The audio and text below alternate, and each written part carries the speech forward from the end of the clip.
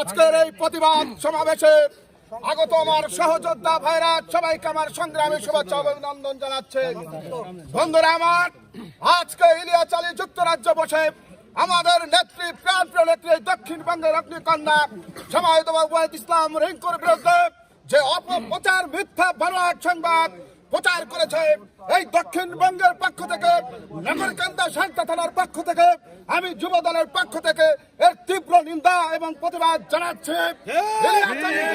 তুমি হয়তো জানো না, এই দক্ষিণবঙ্গের বিএনপির গার্জিয়ান বলতে আমরা একমাত্র সমাজবাদ ইসলাম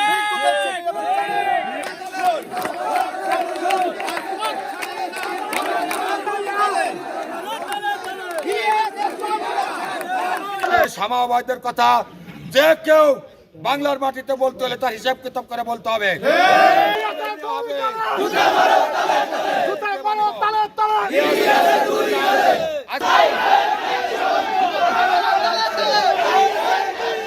সমাজবাদের বিরুদ্ধে আওয়ামী লীগের দোসর কথিত সাংবাদিক, অর্থের বিনিময়ে তিনি কাজ করেন, ইলিয়াছালী হলুদ সাংবাদিক ইলিয়াছালী কর্তৃপক্ষ দালালি করে টাকা খেয়ে দেশ সেবাবাদের নামে ভুয়া তথ্য মিথ্যা অভিযোগ পেয়েছেন।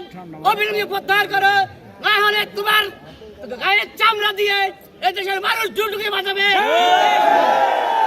আজকে ইলিয়াছালী যুক্তরাজ্য বসে আমাদের নেত্রী প্রাণপ্রিয় নেত্রী দক্ষিণবঙ্গের অগ্নিকন্যা সমাহিত ওয়াহিদ ইসলাম রিঙ্কুর বিরুদ্ধে যে অপপ্রচার মিথ্যা বানোয়াট সংবাদ প্রচার করেছে, এই দক্ষিণবঙ্গের পক্ষ থেকে নাগরকান্দা শান্তা থানার পক্ষ থেকে আমি যুব দলের পক্ষ থেকে এর তীব্র নিন্দা এবং প্রতিবাদ জানাচ্ছি।